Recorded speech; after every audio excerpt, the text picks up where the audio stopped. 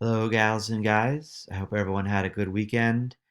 And this week, being our last week of instruction, I wanted to take the opportunity to perhaps help you guys out.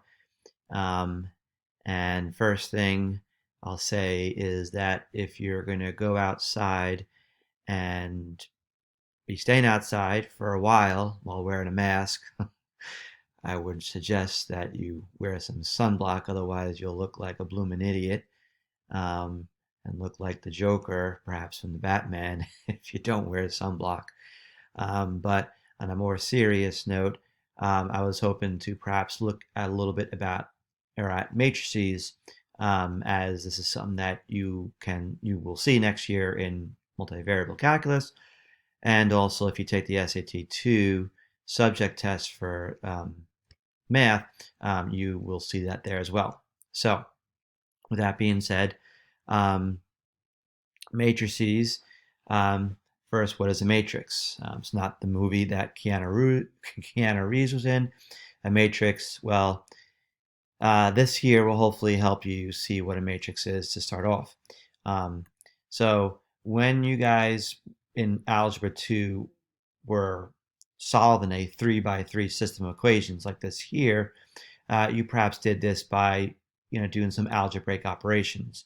But another way to go about trying to solve for this 3 by 3 system of equations is by actually making a matrix out of this, and then from there doing operations on that matrix to actually solve for the system.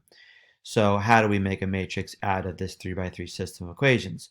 Well, first I'm going to draw these little brackets here, and then the matrix that is formed out of this 3 by 3 system is found by simply taking the coefficients of the variables and then the constant on the side here to make our particular matrix. So the coefficients in the first row, the first equation in our system, the coefficients are 1, 1, and 1. So that will be the first row of our matrix, and then this first equation equaling 1, that'll be the final value in the first row of our matrix. The second row, here, the second equation, the coefficients are 2, 4, and 6, so that's what I'm going to write here for the second row of our matrix, and then this equals 2, so that'll be the last value of the second row of this particular matrix.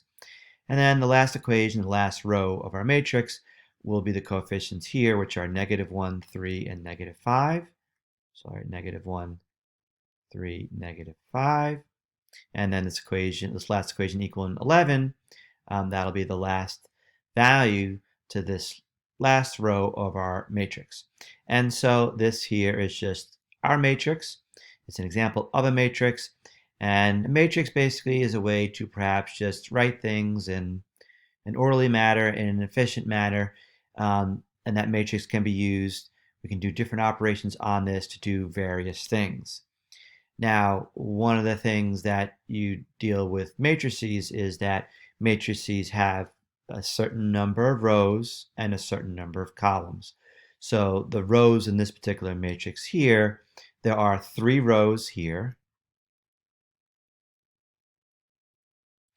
and then there are 1, 2, 3, 4 columns. Right. And your matrices can have various number of rows and various number of columns.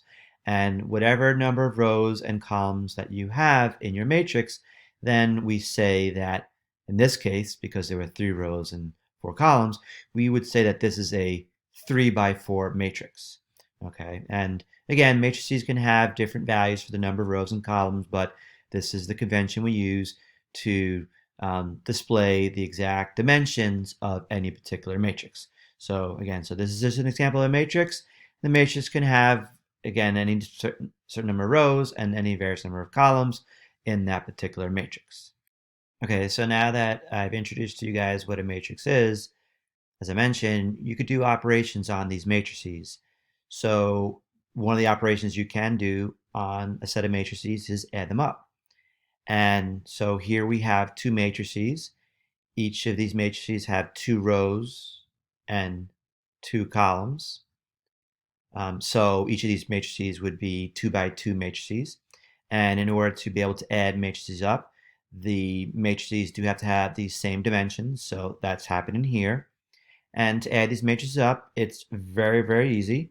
Essentially, what you do is you just add up the values in each matrix that are located in each specific row and column that we see in each respective matrix. So starting with the first matrix here, first row, first column, we have a value of 1 here. And in the second matrix, first row, first column, we have a -1 there. And so when we add 1 and -1 together, we get 0. Go into the, still in the first row, second column, this value is 2. First row, second column here, this value is 5. So we take 2, add 5 to that, and we get 7. And then going now to the second row of each of our matrices, first column, value here is 3, value here is 2, and 3 plus 2 gives us 5.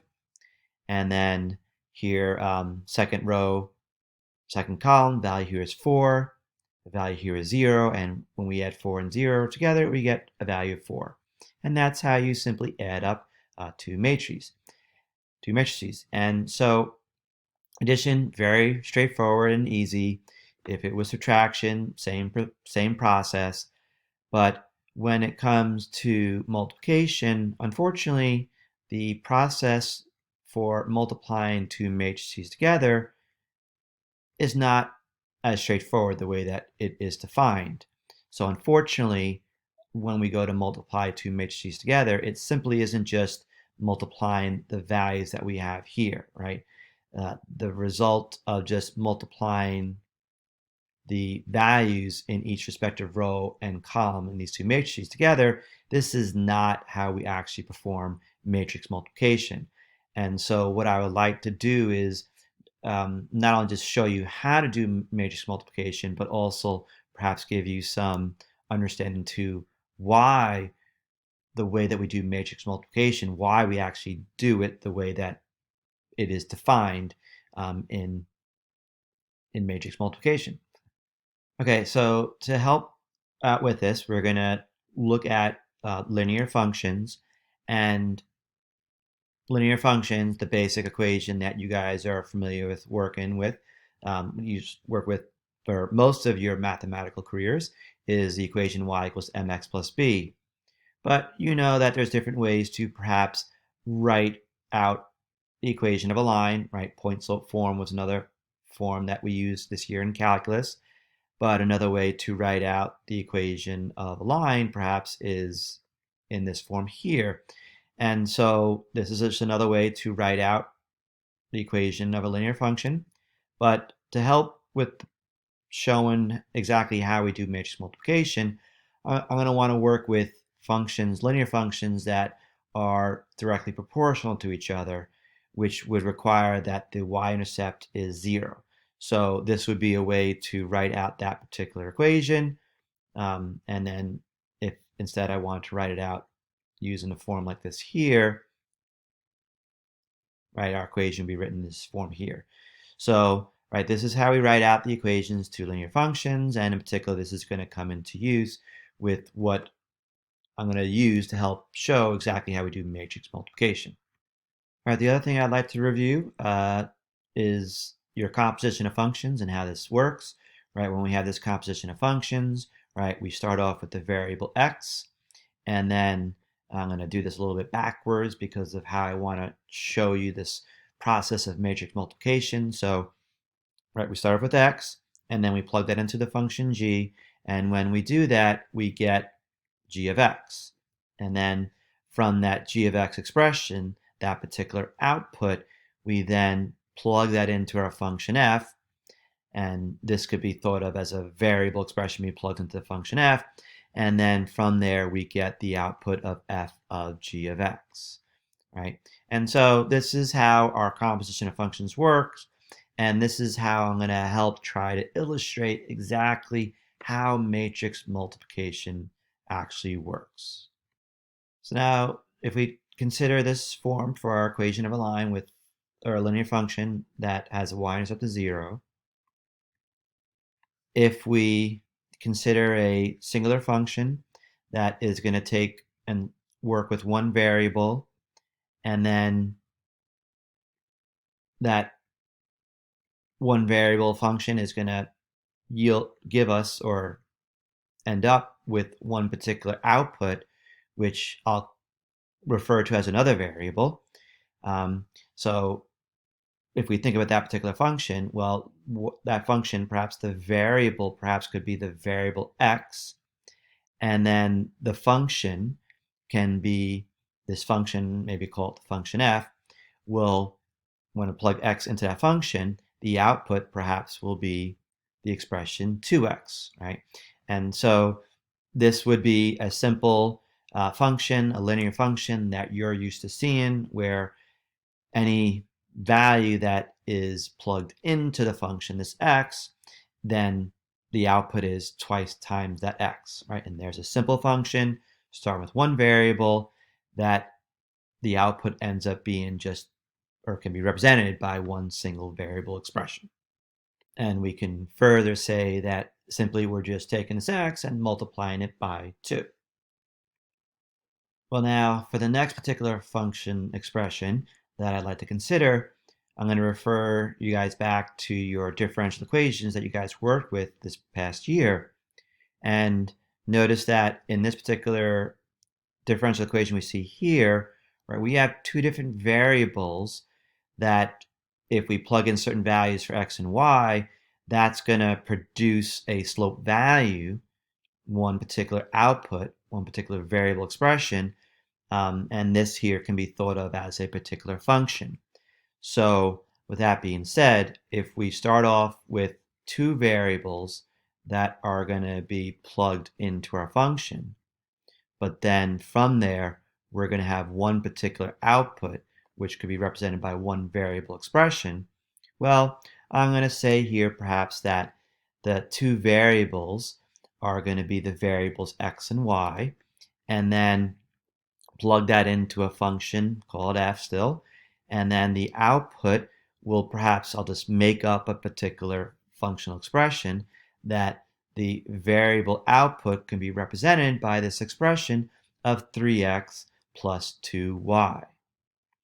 All right, and so this is, what we have here for our particular function. But in order to perhaps try to make a connection between our input, the one variable expression here, to our output, this variable expression here, where, like, again, this example, when it was from one variable input to one variable output, we said, okay, just multiply this x by 2.